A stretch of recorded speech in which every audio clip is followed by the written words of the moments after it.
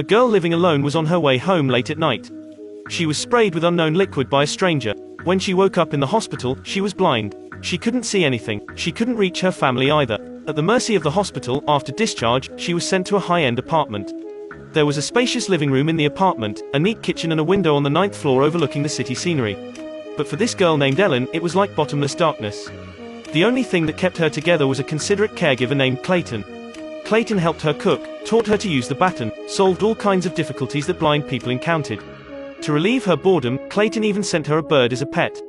What color is she? Baby blue. The green bird turned blue in an instant. What was going on? In fact, this was the director's hint to the audience. Everything you see was all Ellen's imagination.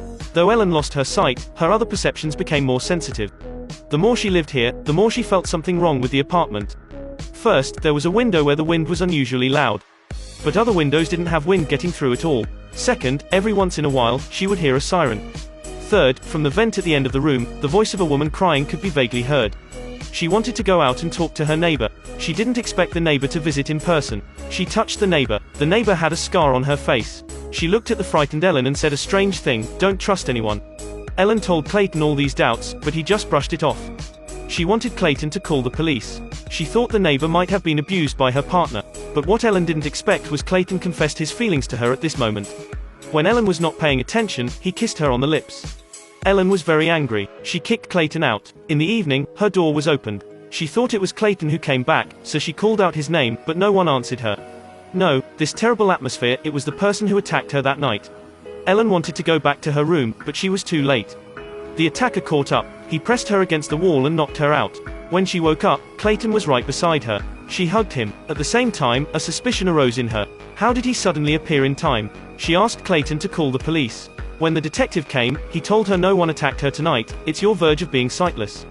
My perception is my only reality. The blind and clueless Ellen seemed to have nothing to say for herself. She could just talk to the one she trusted, her pet parrot, who was unable to fly even with a pair of wings. Time passed by. Ellen had had enough of the dark life. She made a big decision that day. From the high balcony on the 9th floor, she jumped down. The picture turned. Ellen woke up from a coma. Didn't she fall from the 9th floor? Why was there nothing? Ellen groped with her hand and found that this was just a small room. She also vaguely heard on the ceiling, there were various sound systems that play the noise of the environment. It was all fake. The windows were fake, so there was no wind blowing in.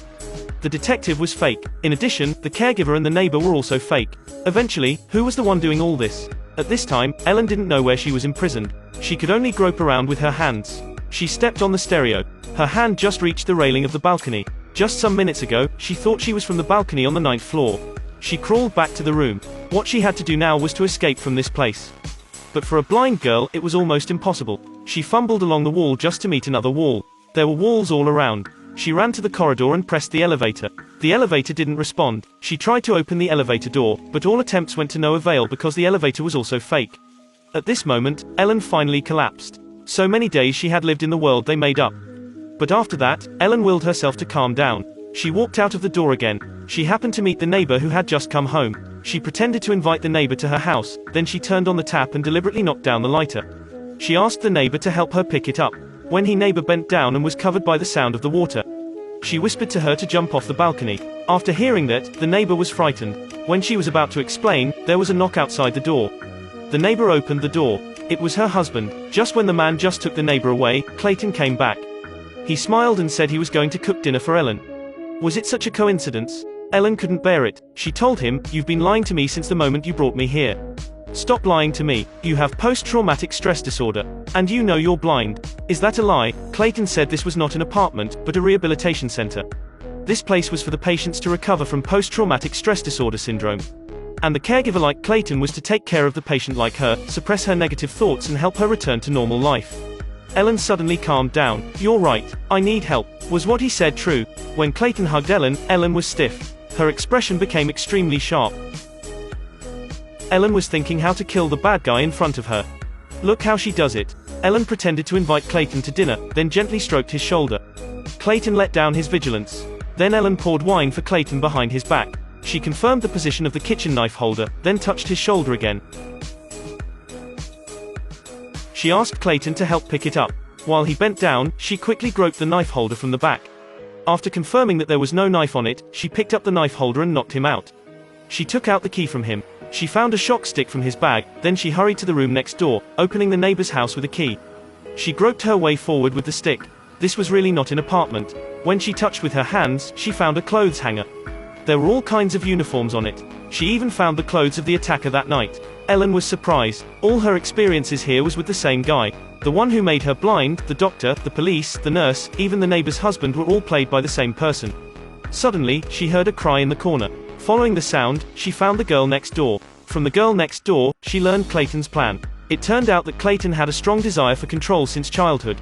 After blinding Ellen, he kept her here to take care of her, feed her and control her step by step. He wanted to keep her for himself. Ellen broke down even more. What kind of love was this? He was just a plain psycho. The girl next door also sympathized with Ellen's experience. In elementary school, she also lived under the extreme control of Clayton. She thought when Clayton caught Ellen, she could escape from him. But she didn't expect him to intensify a new personality. He pretended to be her husband. At the same time, Clayton woke up. Ellen decided to get out of here with the neighbor. The neighbor told her the vent was the only way out. Ellen had to turn back the same way. As soon as she went out, she bumped into Clayton. He caught her in an instant and took her back to the control room, but that was what Ellen also wanted. She begged Clayton for mercy. At the same time, she tried to hear the direction of the vent. Taking advantage of Clayton's unprepared moment, she picked up the baton and hit him again. She came to the vent, prying it open with scissors. With such a small hole, how could she escape? But she felt something else from inside. That was a bottle of medicine. She opened it and smelled. It was the potion that blinded her that night. At this time, Clayton woke up. He and Ellen began to struggle. Ellen, who had no strength to bind a chicken, could only be pushed to the ground. When Clayton wanted to end her, he was surprised to find there was an empty bottle in Ellen's hand. He shrank to the ground and screamed in pain. The taste of losing his eyes, he finally experienced it. The two girls who were once extremely controlled finally found the way out of the dark. That was the end of the movie.